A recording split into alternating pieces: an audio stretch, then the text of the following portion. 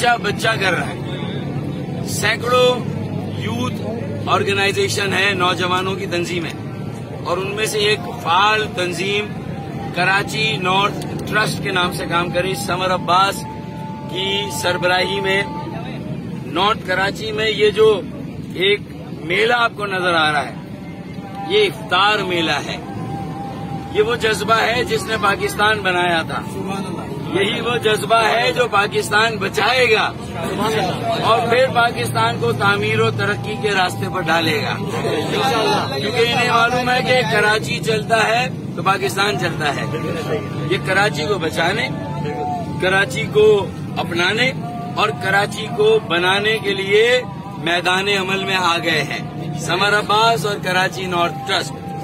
آج تو یہ افطار تقسیم کر رہے ہیں، کبھی سحری، کبھی افطار، کبھی راشن، اور سینکڑوں تنظیمیں اور بھی کر رہی. میں سب کو، سمر عباس کو، کراچی نارتھ ٹرسٹ کو اور ساری تنظیموں کو دل سے خراج تحسین پیش کرتا ہوں اور امید کرتا ہوں کہ یہی جذبہ اگر قائم رہا اور کوئی صحیح سیاسی عمل اس شہر میں قائم ہوا، لفنگوں سے سیاسی عمل کراچی اور بلدیہ کو واپس لے کر اگر ہم نے اچھے لونڈوں کے حوالے کر دیا، اچھے نوجوانوں کے حوالے کر دیا، لفنگوں سے لیں گے، لونڈوں کو دیں گے،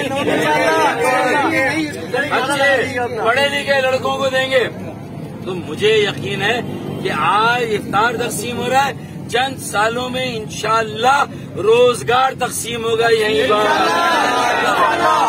چند سالوں میں انشاءاللہ نوکریاں تقسیم ہوں گی، ملازمتیں تقسیم ہوں گی، چھوٹے قرضے تقسیم ہوں گے تاکہ لوگ اپنے پیروں پہ کھڑے ہوں، وہ اپنے آپ کو روزگار دیں اور روزگار کو پھیلائیں، لوگوں کو برسر روزگار. انشاءاللہ یہ کام کراچی میں ہوگا.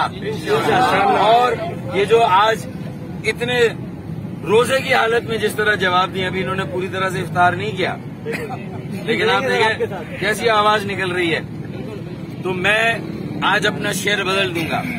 پہلے میں کہتا تھا کچھ دیر کی خاموشی ہے پھر شور آئے گا. آج میں کہہ رہا ہوں کچھ دیر کی خاموشی تھی، لو شور آ گیا، باقی سب کا وقت آیا، کراچی نارتھ ٹرسٹ کا دور آ گیا.